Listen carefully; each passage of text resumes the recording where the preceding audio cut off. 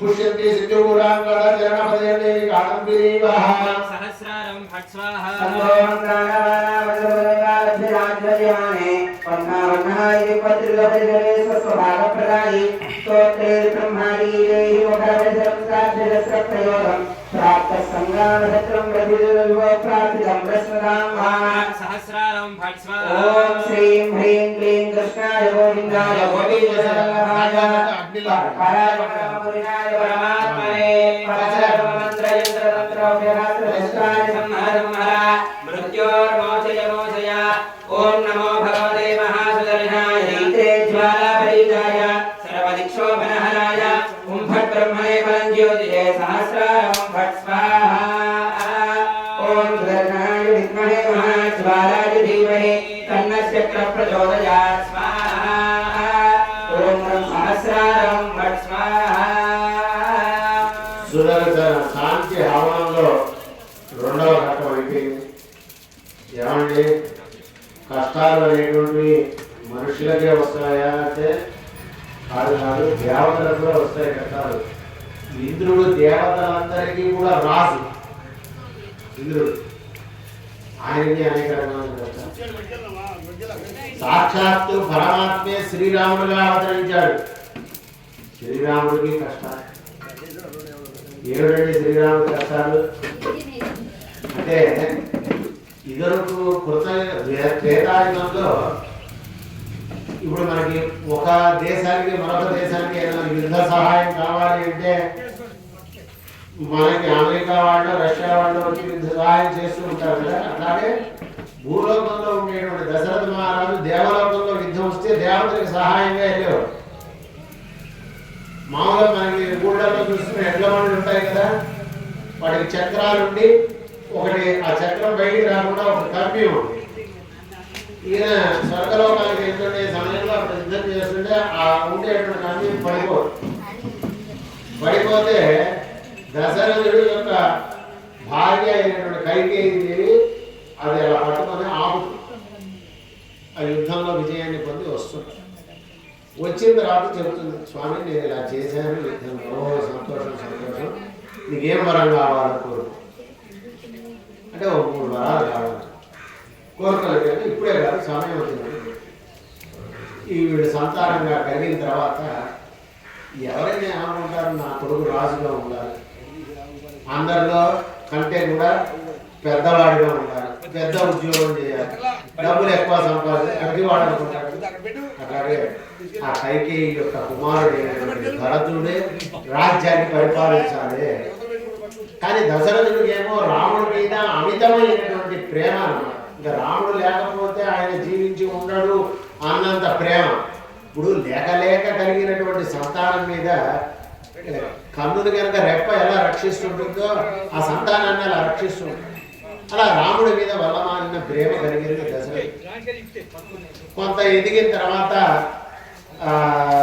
కైకేయి వరం కోరుతుంది,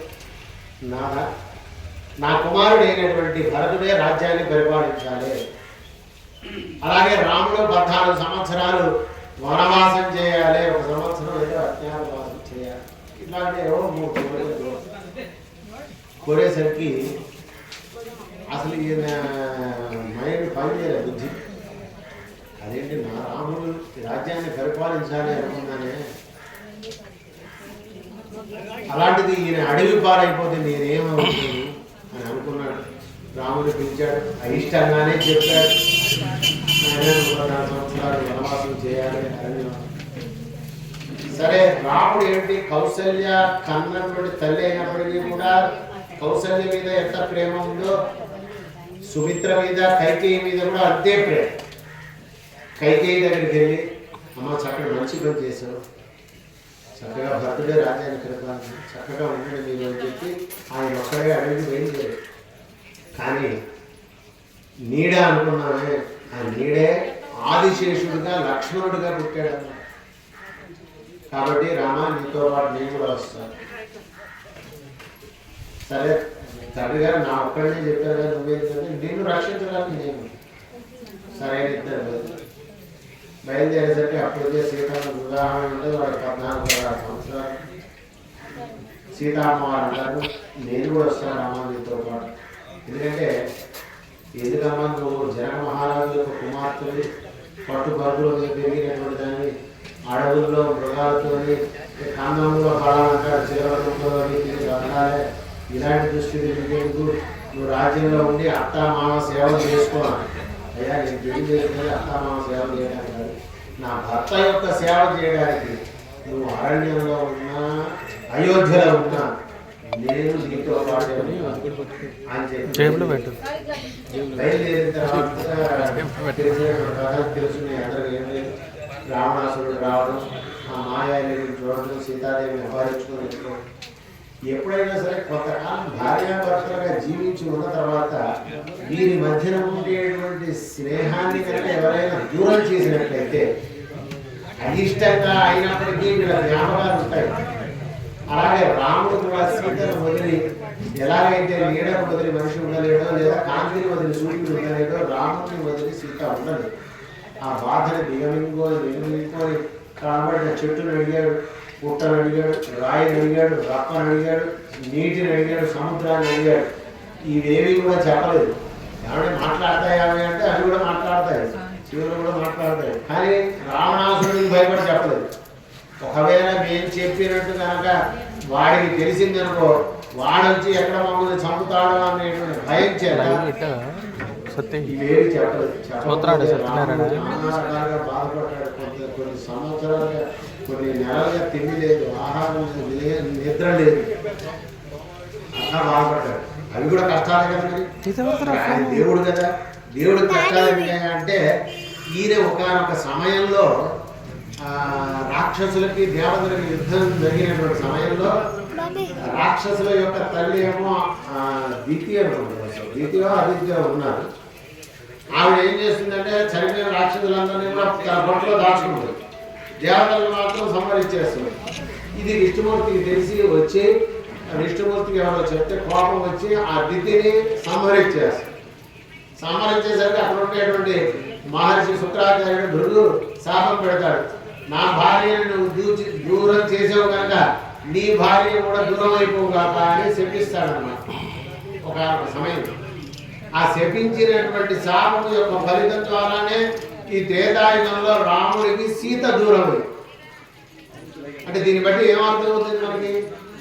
కర్మ అనేటువంటిది ఎవరిని కూడా వదిలిపెట్టదు. కర్మ కానీ, ధర్మం కానీ, సత్యం కానీ, అది దేవుడైనా, మనుష్యుడైనా, పశువైనా, పక్షి అయినా, జంతువు అయినప్పటికీ కూడా. కాబట్టి ఎక్కడైనా మీరు చూసే ఉంటారు, ధర్మాన్ని మీరు రక్షించండి, ధర్మం మిమ్మల్ని రక్షిస్తుంది, లేదా వృక్షాన్ని మీరు రక్షించండి, వృక్షం మిమ్మల్ని రక్షిస్తుంది. ఇవన్నీ ఏమిటంటే ధర్మానికి మూలబద్ధమైనటువంటి. అందుకోసమనే ఎవరు పని లేక కాదు, లేదా డబ్బులు ఎక్కువ కాదు, పొలాలు స్థలాలు ఎక్కువ కాదు, ఆలయాలకు ఇవ్వండి. ఇప్పుడు నువ్వు 10 రూపాయలు ఇచ్చేవాడు, నువ్వు సంపాదించడానికి 100 రూపాయలు, 1000 రూపాయలు. ఎందుకోసం అంటే ఈ 10 రూపాయలు ధర్మం కోసం, దానం కోసం, దేవుడి కోసం, ప్రజల కోసం ఉపయోగపడుతుంది కదా. నువ్వు ఆ విధంగా ఆలోచించి దాన ధర్మాలు అనేటువంటివి చేయి. ఆ దేవుడి యొక్క ఆశీస్సులు అనేటువంటివి తీసుకో. ప్రతి మనిషి కోరుకునేది ఏంటయ్యా? నేను ఆరోగ్యంగా ఉండాలి, ఐశ్వర్యంగా ఉండాలి, ఇంకో 10 సంవత్సరాల నాడు నేను బతకాలి అనుకుంటాడు. ఇదే అనుకునేది, ఇంకేం అనుకోడు. బంగారం తినాలి, వెండి తినాలి అనుకోడు. ఆరోగ్యంగా ఉండాలి, 10 కాలాల పాటు ఇంకా ఆయుష్తో ఉండాలి, 10 మందికి మేలు చేయాలి. అది చెయ్యాలి అంటే ఓ చెట్టు పెరగాలంటే నువ్వు ఏం చేయాలి? 1,00,000 రూపాయలు పెట్టి కొనుక్కొని వచ్చానంటే నేను ఈ చెట్టుని అని నీళ్లు పోయకుండా ఉంటే ఉంటుందా? అది ఉండదు. మనకి సులభంగా లభ్యమయ్యేటువంటి నీరును ఆ 1,00,000 రూపాయలు పెట్టి కొన్న చెట్టును పోసినట్లయితే నీకు ఇంకా ఫలితం ఎక్కువ వస్తుంది. అంతేగాని 10 మందికి చెప్పుకునే విధంగా నేను ఎలా చేశాను అలా చేశానంటే ఉపయోగం ఉంది. ఎవడికి చెప్పినా చెప్పకపోయినా, ఎవడు చూసినా చూడకపోయినా నీ ధర్మాన్ని నువ్వు ఎప్పుడైతే పాటిస్తావో ఆ ధర్మం అనేటువంటిదే నువ్వు మనిషిగా ఉన్నప్పుడు కానీ, మనిషి శరీరంలోంచి ఆత్మ బయటికి వెళ్ళినప్పుడు కానీ నిన్ను రక్షించేటువంటిది ఇది ఒక్కటే ధర్మం.